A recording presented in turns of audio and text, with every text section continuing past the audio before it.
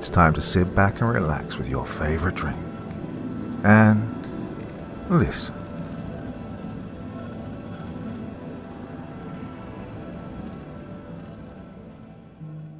Tonight's story is a chilling dystopian account that feels less like fiction and more like a warning. Set in the aftermath of a global pandemic, it follows a man named Mark who begins to suspect that the world's mandatory vaccine rollout isn't about saving lives, but about something far more sinister. As society shifts toward eerie uniformity, individuality begins to vanish, not metaphorically but literally, and Mark starts to realize that the people around him are no longer themselves. Through leaked government files, strange encounters, and the slow unraveling of identity itself, the Mimic Protocol explores what happens when humanity's greatest flaw, its individuality, becomes the target of its own cure. The Mimic Protocol by Margot Holloway. Part 1. The Vaccine.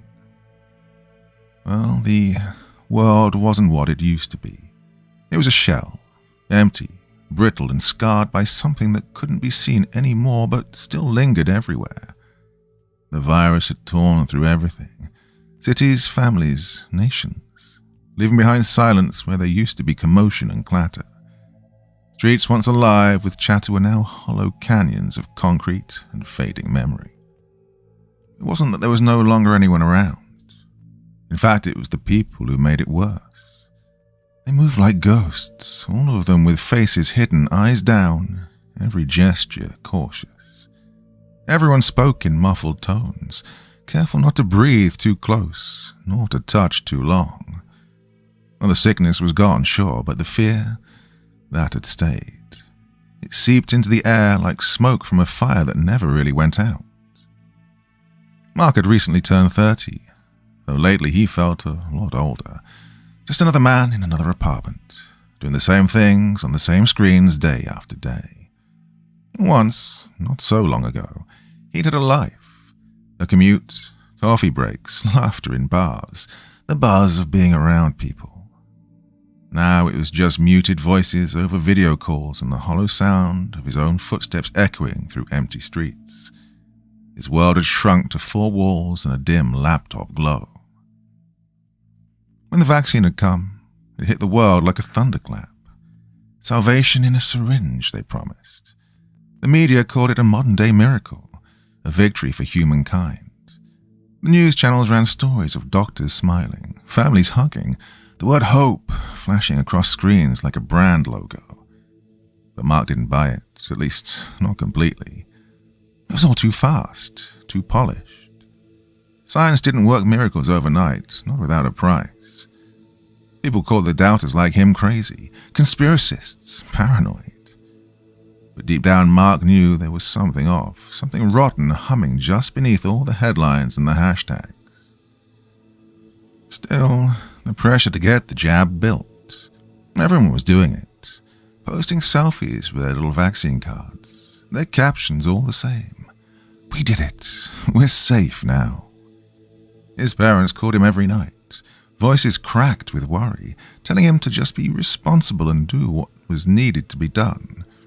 Even Lily, his best friend since forever, sent him a message that felt more like an order than advice. Come on, Mark, just get it done. And so he caved. He booked the appointment, told himself it was logic, not fear, that made him do it. But that night, as he sat in the dark, the flicker of the TV painted shadows across his face. The anchorwoman smiled a little too widely, her words a little too clean as she rattled off success rates and safety claims. Behind that plastic grin, though, Mark saw something else, something forced. Like everyone had decided to keep pretending things were fine until they finally believed it. But Mark didn't believe it. He knew that he never really had. The world had already cracked, the veneer had gone, and no shock could fix that. Lying awake, the city dead quiet outside, he felt it, that gnawing truth in his gut. This virus was not like the one that had come before. That one had been just a test run for how humanity would react to lockdowns and enforced vaccinations. No, this one really had changed everything, and maybe the cure would change it even more. Maybe this wasn't the end of the nightmare. Maybe it was just the start. Part 2. Lily. Mark got the shot on a dead grey Tuesday afternoon, the kind of day that felt like it had been drained of all colour.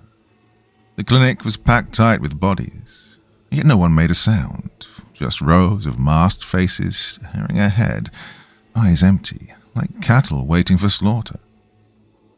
The air smelled of antiseptic, and it felt like you could cut the fear with a knife. A nurse, plastic visor, latex gloves, her voice stripped of even the slightest hint of warmth, called his name. He followed her into a narrow room that felt even colder than the hallway. Well, the shot itself was nothing. A prick, a flash of sting, and it was done.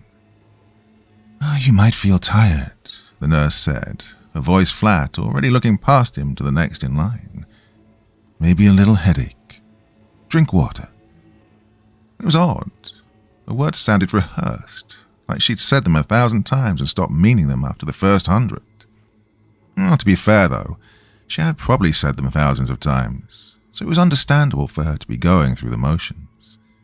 Mark nodded, rolled down his sleeve, and walked out with a small square of gauze taped to his arm and an ache deep in his gut that had nothing to do with the needle. That night, the fever well and truly hit. A low humming heat that crawled up his arm and settled behind his eyes. He lay in bed, sweating, drifting in and out of half dreams where faces melted and reformed, always watching him. By morning the fever had broken, but the world didn't feel right. The city looked the same, but it wasn't. People's faces seemed unstable. Not enough to notice if you weren't looking, but enough to make his skin crawl. Little things, easy not to notice, or ignore even if you did.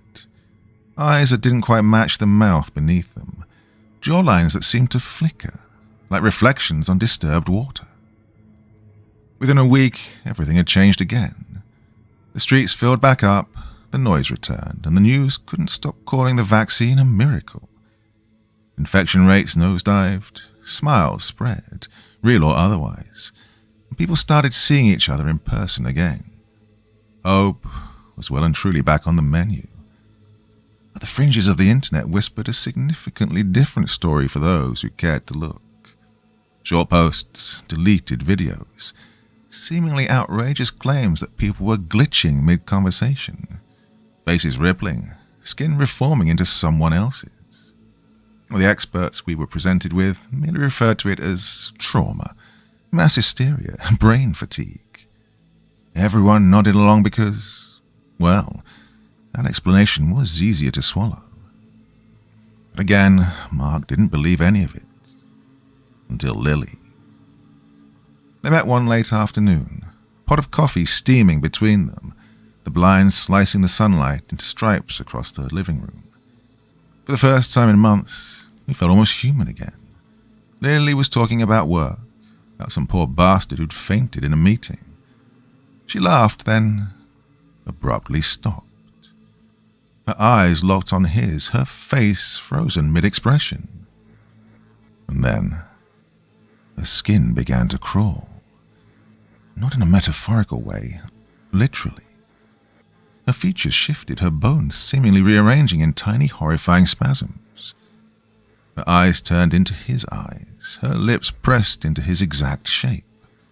His expression, the tight, thoughtful frown he made without realizing, now appeared on her face like a reflection in wet glass. And when she spoke, it was with his voice, or at least a very close approximation of it, that came out. "Mark," she said, or maybe he did. "Are you okay?" His hand trembled. Coffee sloshed against the rim of the cup.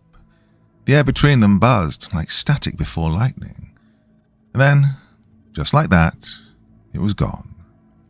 Her face snapped back, her eyes softened. She blinked, smiled, and kept talking as if nothing had happened. Mark forced a nod, but his heart was pounding hard enough to hurt.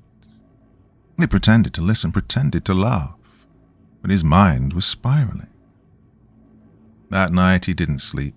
He just lay there watching the shadows crawl across his ceiling, replaying the moment again and again. By sunrise, he was telling himself it was probably fatigue, a trick of the light, the brain playing games after months of isolation. But it kept happening, everywhere. Subtle, quiet, but increasingly constant. A co-worker's eyes flashing green for a second before returning to brown. The stranger on the subway smiling in sync with another's grin like a reflection caught in motion. The patterns multiplied. Faces blurred, overlapped, melted into one another until he couldn't tell where one person ended and another began. And through it all, Mark stayed the same. His reflection never rippled. His features never changed. Whatever the vaccine had done to everyone else, it had skipped him. He was the last original face in a world full of copies. Part 3. The Mimic Phenomenon. Within a month, the world had come apart at the seams. It didn't happen all at once. It crept in like mold spreading under paint, slow and silent until you realized everything was already rotting. What began as small glitches, faces flickering at the edge of your vision, reflections that didn't quite line up, had now turned into something monstrous. Now people's faces didn't stay still. They pulsed, morphed, flowed like wet clay trying to remember a shape. Eyes shifted color. Mouths warped mid-sentence, and every street looked like a fever dream of half-similar strangers. Well, the media tried to make sense of it. They called it the mimic phenomenon. Experts paraded across TV screens, although their expressions were a little too composed, their words too smooth to trust. It's temporary, one said. A benign neurological response, kind of visual empathy. This phrase spread like disinfectant, clean, sterile, and just plain wrong. Nobody believed it. On the streets, people stopped looking at one another. Conversations died. Windows were covered, mirrors smashed, gatherings outlawed. Cities went quiet again, only this time even the silence felt infected. The government's response was one of panic. Curfews, mandates, emergency broadcasts. Masks came back, thicker than before, and posters screamed from every corner. Protect your identity. Stay safe. Stay yourself. Eye contact was labeled a public health hazard. Even reflections were censored. Mirrors were wrapped in black plastic like corpses. It wasn't about protecting people anymore. It was about containing the panic. And for Mark, the world had turned into a nightmare with no waking up. He watched people he loved disintegrate behind their faces. His parents, once so different, started to blend into one another until they shared the same mouth, the same dull eyes. They moved in sync, speaking in unison without realizing it. His office turned into a factory of copies, rows of identical grins and mirrored gestures, voices merging into a single drone. And Lily? She was disappearing piece by piece. Each time he saw her, she looked less like herself. Sometimes she had his eyes. Sometimes her voice cracked into his tone. Once she caught her reflection in a window and laughed with a sound that wasn't her own. Mark tried to fight it. He filmed people morphing in public, even recorded Lily mid-shift, but footage would never come out right. The faces smeared, data was corrupted, static tearing through every frame. Online he tried to post about it everywhere he could, to warn others, but the messages always vanished within minutes. Auto-deletions, apparently. Spreading misinformation, the replies said. The internet had turned into another control tool. The truth wasn't just being hidden, it was being erased. So he went underground. Nights blurred into each other as he dug deeper, ever deeper, tearing through data leaks, encrypted files, government archives, anything that might explain what was happening. What he found froze him to the core. A classified document buried deep in a medical archive. Viral adaptation hypothesis. Human subject trials phase 4. Well, it describes something prehistoric, a survival reflex buried in human DNA. Early humans had survived by becoming one another, by mimicking the pack to confuse predators. The vaccine, meant to boost immunity through genetic rewriting, had accidentally flipped that switch back on. It wasn't evolution, it was regression. Humanity was dissolving into itself. Mark sat in the dark, the screen's blue light flickering over his face. Outside his window, the city moved like a single breathing organism. He could see them walking under the lamps, figures with faces that blurred into one another, melding and separating like smoke. No individuality, no differences, just a grey tide of flesh and movement. He touched the window, the chill biting into his hand, and for a long time he just stood there watching. That's when it hit him. He wasn't immune. He was just incompatible.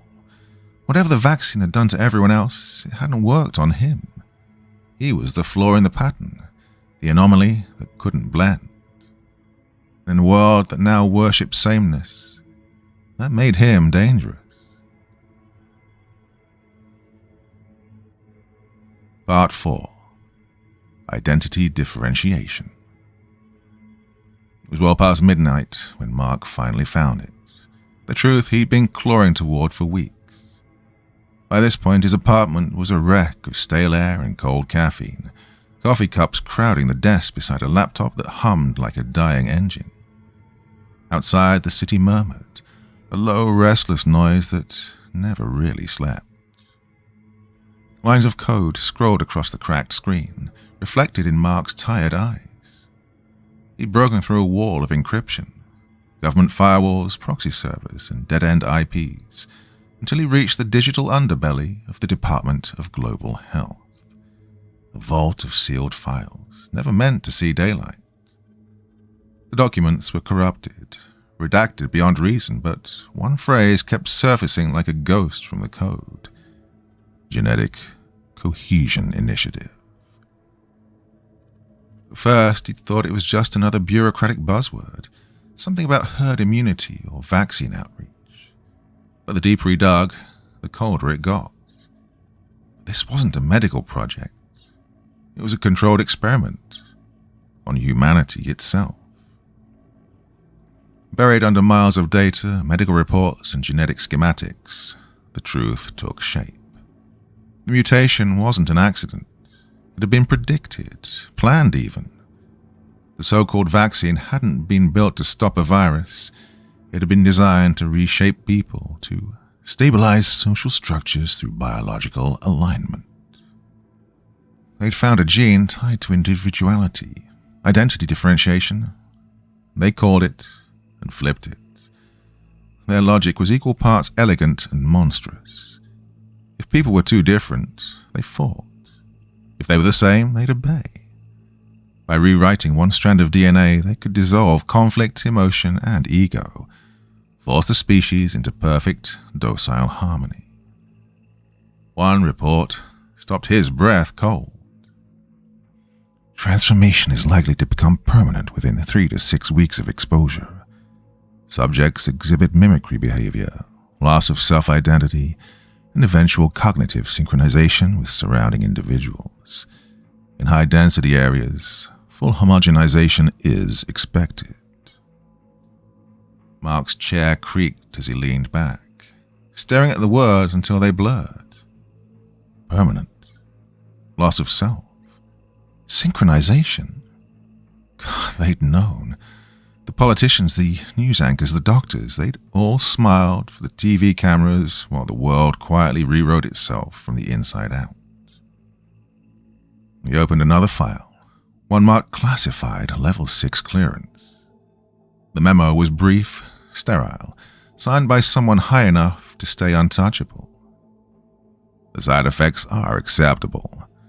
The survival of humanity requires unity over individuality. A world without identity is a world without conflict. Oh, Mark's stomach twitched and twisted. They hadn't cured anything. They had committed the cleanest genocide in history, one gene at a time. A sound snapped through the silence. He froze. Nobody was supposed to be out. The building had been on lockdown for weeks. The knock came again, softer but insistent. He edged toward the door, his heart hammering. Through the peephole he saw her, Lily. She looked pale under the flickering hallway light, her mask pulled tight, her eyes glassy but aware. "Mark," she called, her voice small and trembling. "I know you're in there. Please, we need to talk." He hesitated at first and then unlocked the door. She slipped inside like a shadow. Immediately he could tell that her movements were off. Everything was too smooth, too deliberate, almost as if she was being remote controlled. When she pulled off her mask, Mark's breath caught. Her face, God, it was changing. Not like an illusion, real flesh bending and twitching, her jawline rippling through shapes that weren't hers. For a moment it was definitely his. "I think I'm losing myself," she whispered. Her voice was cracked and warped, sometimes hers, sometimes more like his. "I look at people, and I can't tell who I am anymore." He wanted to hold her, to tell her it would be all right, but it wouldn't. He knew now, this wasn't a sickness, it was the new design. Tears rolled down her flickering face, and then she smiled, but not her smile, his. "It's okay, Mark," she said in his voice. "We'll all be one soon." That's what they wanted. Something inside him broke at this. He stumbled backward, shaking, and the world itself seemed to tilt. By dawn, he was gone. He packed what little he had and slipped into the streets, where the air itself felt heavy, synchronized, humming with static life. The city loomed around him like a reflection of itself. Faces blurring in the windows, voices blending into one endless echo. And everywhere he looked, the message burned bright across every billboard, every hollow screen, every government feed. Together, we are stronger. Together, we are one. For the first time, Mark understood. They hadn't united the world. They had erased it. Part 5. The Global Health Directorate. Mark could follow the trail as far as it would go, through derelict data vaults, quarantined research wings, and half-rotted files buried under bureaucratic lies. He followed the trail like a ghost tracking the scent of its own death. Every lead drew him deeper into the rot until it ended where it all began, the Global Health Directorate. The building loomed above the dead city like a monument to humanity's arrogance. Black glass, steel veins, and the faint hum of power still pulsing through its hollow heart. The streets leading to it were a virtual graveyard. A cold rain fell, slicking the pavement, dripping off the still forms that lined the sidewalks. The mimics stood in perfect silence, heads tilted toward the sky, rainwater pooling in their open palms.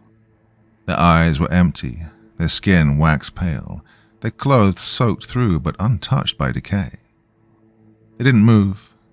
They didn't really breathe.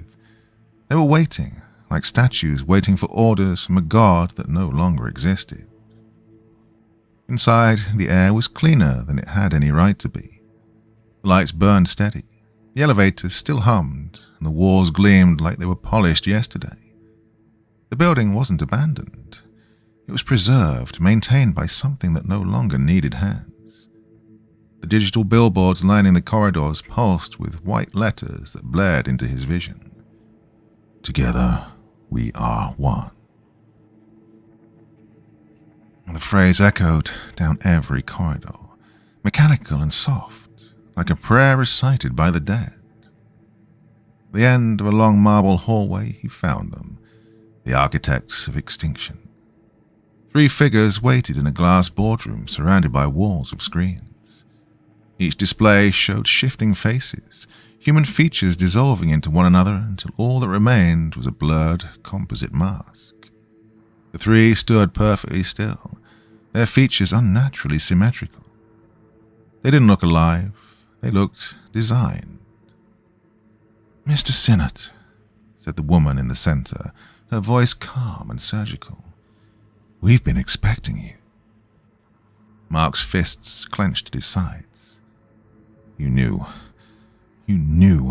what the vaccine would do." She smiled, or at least something close to a smile. "Of course we did. It was necessary.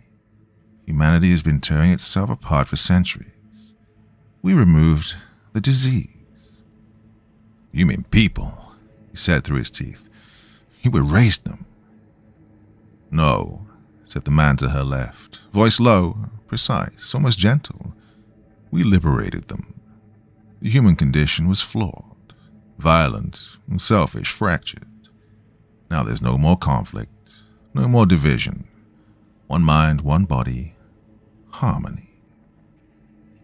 Mark shook his head, backing away. "You turned them into reflections, empty, thoughtless copies." "Empty?" The woman stepped closer now, her form flickering as if reality couldn't decide what shape she should wear. For a second, she looked just like him, and then she wasn't. "Oh, they are complete, Mark.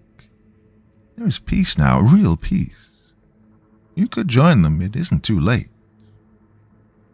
For a heartbeat, he almost believed her. There was something intoxicating in the stillness of their voices, a promise of silence, of rest. The endless screaming of the old world had stopped. Maybe this was what humanity had always wanted. Quiet. Unity. But then he saw Lily in his mind, her face collapsing, her eyes begging him to remember her before she disappeared into the swarm. He steadied himself. "You don't understand," he said, his voice hoarse. "You didn't cure us. You killed everything that made us human." The lights shifted red, and alarms blared. The figures' faces twisted, their perfect symmetry was collapsing into chaos. Their skin rippled like liquid, and their bodies were merging, reforming. Then the three had become one, a mass of flesh and light, and flickering human echoes, his voice now a chorus of thousands. "Join us, Mark. You were never meant to be alone." And with that, he ran, down endless halls of mirrored glass where faceless reflections stared at him. The building itself shook under the sound of pursuit, hundreds if not thousands of synchronized footsteps pounding like war drums. He burst into what appeared to be some kind of control room. The cacophony of noise caused by his presence told him that this place was of vital importance to this whole situation. Could this be the central hub? The pulse of the network connecting every mimic on Earth, controlling their thoughts? Well, he didn't get the chance to confirm his theory as the creature behind him twitched. Fractured light crawled across its surface as the voices began to rethread themselves. It wasn't gone, not yet at least. "You can't stop evolution," it whispered, 1,000 voices murmuring in one breath. "You can only slow it down, but you will ultimately fail." Mark turned and fled the building. Could the last man, with his own face still, save what was left of mankind? Part 6. Harmony Achieved. Well, Mark didn't know how long he'd been running. Hours, days, maybe more. Time had stopped meaning anything. The world above had gone still, eerily still, like someone hit pause on reality. Cities that once screamed with life now sat hushed, filled with people who moved like ghosts, smiling, synchronized, and soulless. And everywhere the same voice echoed, flat and artificial, pumped through the skeleton of civilization. Harmony achieved. Conflict resolved. Remain connected. Well, I lived on instinct now. scavenging from abandoned stores, drinking rainwater off rusted gutters, sleeping wherever the shadows stayed deepest. The trick was to avoid these crowds. Once you looked too long into their eyes, it was probably over. Now and then, through the static of an old military radio he'd acquired, he'd catch fragments of something human. "If you can hear this, come south. We're still ourselves. Follow these coordinates." Oh, that whisper of hope pulled him through the wastelands of glass and dust till he found them, the survivors. They lived beneath the husk of an old power station, buried deep in concrete and shrouded in darkness. Maybe 40 of them, tops. All were hollow-eyed, trembling, clinging to what was left of their humanity. Among them was Dr. Wren, a small woman with dark circles under her eyes and a mind sharp enough to cut glass. Turned out she'd worked on the original vaccine before realizing what it truly was. When she saw what the directorate had done, she herself had fled. Wren told them about the one last chance they had. Not a cure, but a counterstrike. There was a frequency that could break the signal binding everyone together, a sonic disruption that might scramble the neural code controlling the mimicry. If they could piggyback it onto the global satellite grid, it might just jolt some minds free, or at least stop the infection from spreading further. "Look, it's a coin toss," she warned, voice steady but eyes full of dread. "We don't know what it'll do to those already changed." Mark looked around at the others. Faces still unique, still alive, still theirs. "Hey, listen, I was there at the central hub. There's no way I could make it back without succumbing to the effects of the vaccine. If we don't try this," he said, "then it's already over." They worked like ghosts for days. Nobody spoke much. Cables were spliced, transmitters rewired, power rerouted from the city's dying veins. The air down there was hot, thick with sweat, and at night they'd hear them, the mimics roaming above the tunnels in perfect rhythm, hundreds of feet dragging in unison. When it was ready, they gathered in the control room. The satellite dish above the ruins was aligned, its gears creaking like old bones. Wren's fingers shook as she entered the last sequence. "Once this starts," she said, "they'll come for us." Mark chambered a round into the rifle he'd been supplied with. "Well, then we make it quick." Countdown began. The screens flared to life, static crawling like lightning across their surfaces. The pulse of the signal built in the wires, a low-frequency growl that made the walls vibrate. And then came the sound from above. Footsteps, thousands of them maybe. The first impact made the ceiling dust rain down, then the next, and then a roar of pounding, scraping, breaking. The swarm had found them. The reinforced doors buckled under the pressure. Pale faces pressed against the glass, identical and empty, eyes wide and glowing with calm devotion. "Join us," they whispered, a perfect choir. Gunfire tore through the air. The survivors held the line as best they could, brass casings clattering on the concrete floor. People screamed, then vanished into the mass. Mark saw bodies pulled apart, swallowed by the human tide. Wren shouted over the noise. "The signal's live!" And then the door gave way, and she was dragged into the flood of bodies, her scream dissolving into the echo of their chants. Mark threw himself at the console and slammed the override. The world exploded in white. Frequency wasn't just sound anymore. It was inside him, a vibration that ripped through his bones, his blood, his mind. It felt like being erased one atom at a time. And then, silence. When Mark opened his eyes, everything was still. The mimics stood frozen mid-step, faces blank but solid, no longer shifting, no longer changing. He stumbled through the wreckage. The survivors lay scattered, eyes open yet unseeing.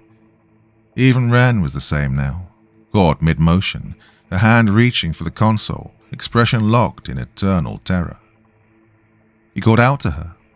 Nothing. He called again. The echoes came back hollow, fading into the tunnels. And that's when it hit him. The signal had worked, but not the way they'd hoped. The transformation was over, but so was everything else.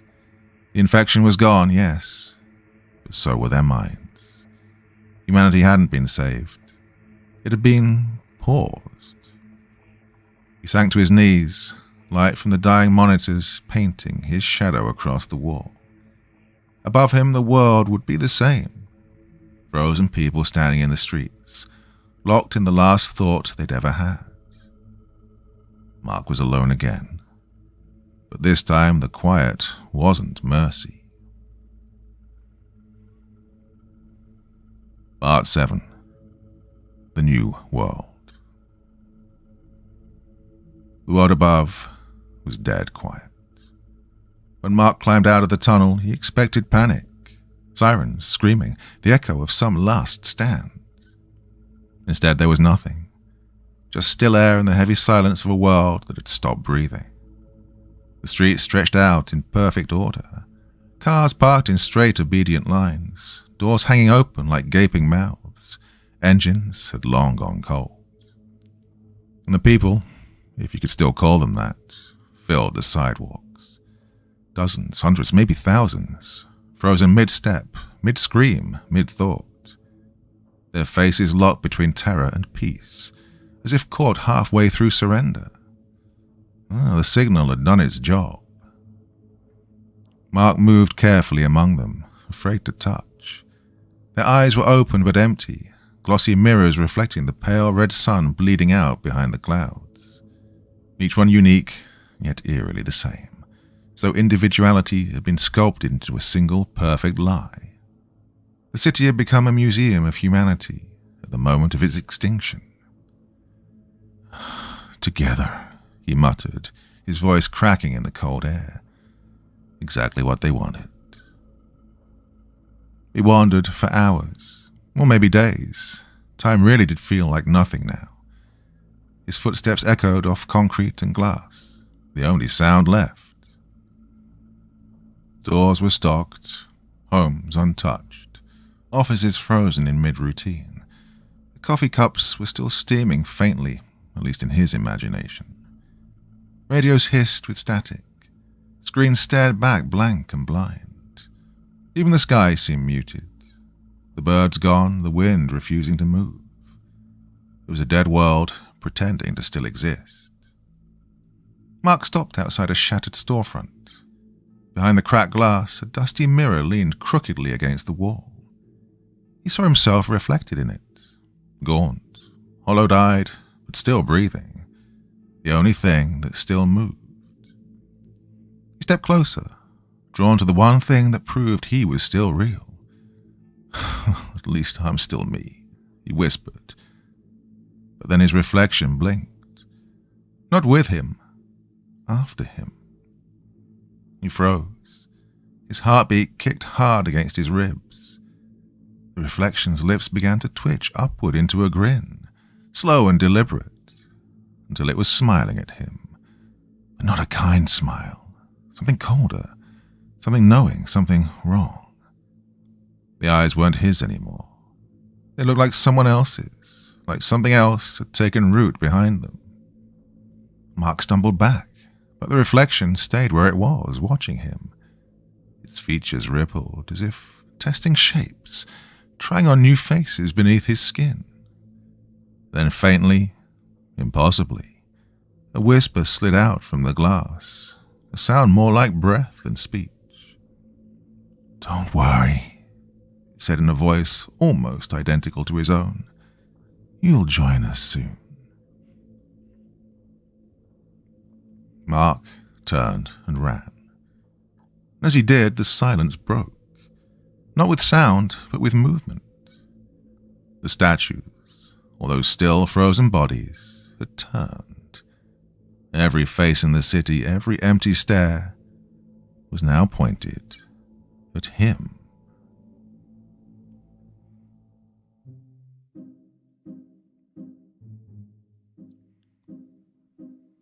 Wow, so what a weird, wonderful, and very intriguing story that was. Viruses, eh? Oof, thought we had got over the last one, but, well, maybe worse is to come. Thanks to the author Margot Holloway for that one. I haven't done one of her stories in quite a while, and it is a joy to once again be working on her material. Thoughts, feelings, anything else you want to say about that story in the comment section below? And as ever, I will do my best to join in the conversation. Back again, I think, tomorrow night. This was supposed to be last night, and I don't know what happened. Life got in the way, to be honest. Yeah, so I have something planned for tomorrow night. A story from the Black Forests of Germany. Yeah. So hopefully see you all then. Till the next time. Remember, it's just a story. You all sleep well, yeah?